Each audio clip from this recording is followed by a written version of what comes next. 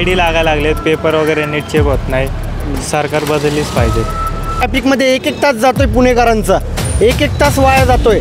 या सगळ्याला कारणीभूत भाजप सरकार आहे. म्हणजे आता त्याला हुकुमशहाच म्हणता येईल. असा हुकुमशहा त्यांच्या पाठीमागे एक शक्ती घेऊन उभा आहे. आणि या पेपर फुटीचा प्रश्न एक आहे, त्यांची फीमध्ये की नाही वाढ झालेली आहे. लुटलं आणि जाताना त्या घरमालकाला समजा कुलूप दिलं, म्हटलं बाबा हे कुलूप ठेव, काय उपयोग होणार आहे त्या गोष्टीचा. नमस्कार मंडळी, पुण्यामध्ये सध्या लोकसभेचं वारं जोरात वाहिलेलं आपल्याला पाहायला मिळतंय.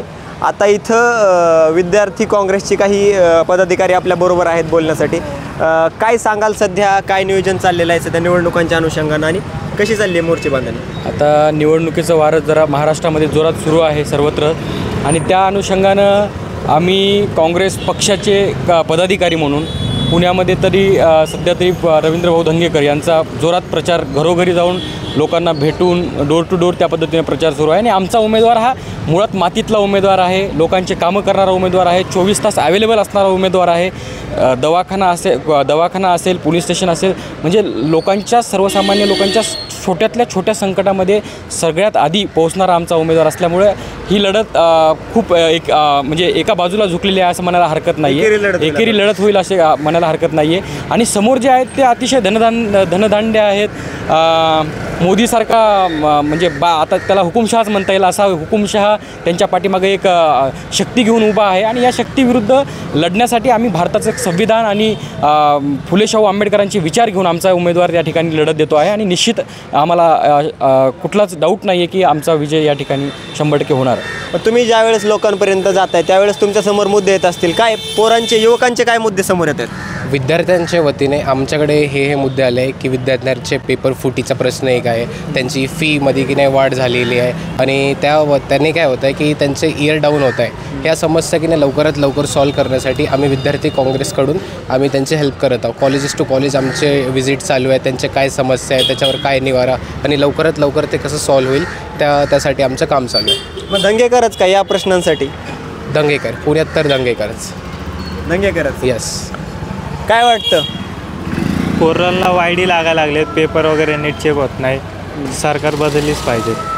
एज्युकेशनमध्ये घोटाळे चालू आहेत असं वाटतं? हो, एज्युकेशनमध्ये घोटाळा, पेपर फुटी होती सारखी. सरकार बदललंच पाहिजे. काय नेमका पर्याय काय असू शकतो या सगळ्या गोष्टी नियंत्रित करण्यासाठी?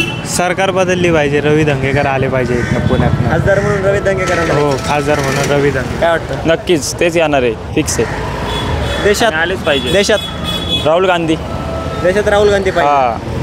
आणखी पदाधिकारी आहेत त्यांच्यासोबत सुद्धा बोलूयात. राजभाऊ, काय सांगाल, नेमकं काय नियोजन चाललेलं आहे प्रचाराच्या अनुषंगाने आणि कशी चालली मोर्चे बांधणी? सध्या आम्ही युवकांकडे कॉन्सन्ट्रेट केलेलं आहे, विद्यार्थ्यांकडे कॉन्सन्ट्रेट केलेलं आहे. आम्ही डोर टू डोर जातो आहे, मॅन टू मॅन जातो आहे.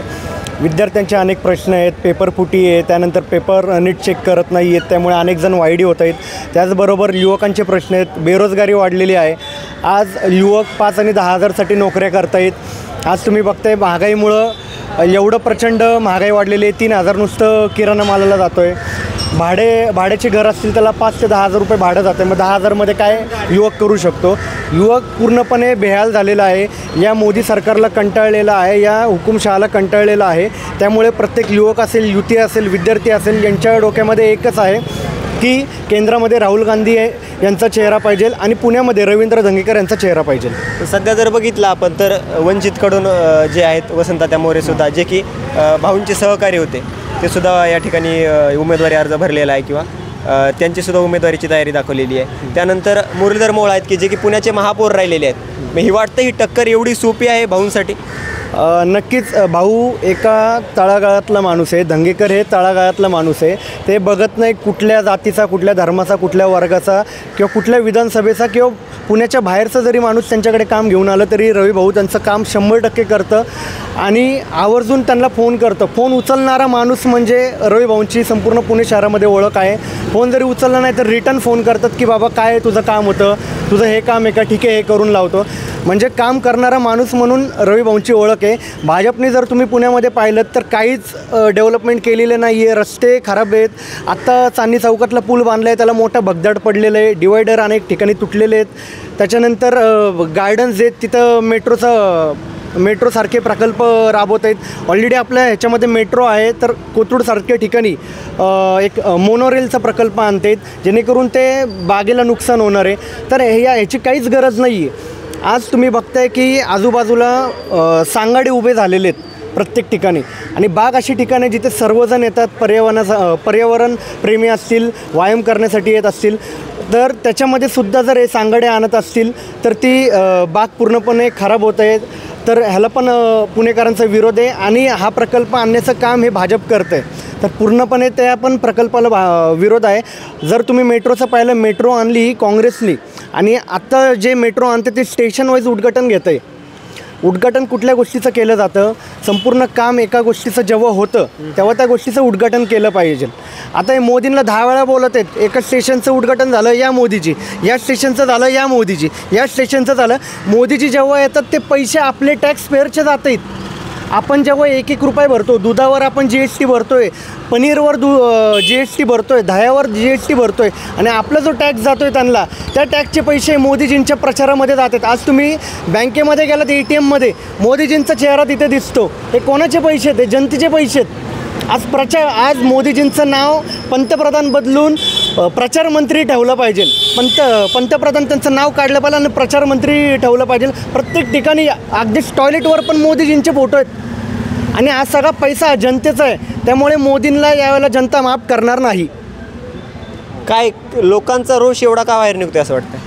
एवढं लोकांना पिळलेलं आहे, आजचे दिनचे स्वप्न दाखवलेले आहेत आणि पूर्ण कच्चे दिन केलेलं आहे. लोकांना लुबाडण्याचं काम केलेलं आहे. आता तुम्ही मला सांगा, समजा एखाद्या चोरांनी समजा अख्खं घर लुटलं आणि जाताना त्या घर मालकाला समजा कुलूप दिलं, म्हटलं बाबा हे कुलूप ठेव, काय उपयोग होणार आहे त्या गोष्टीचा?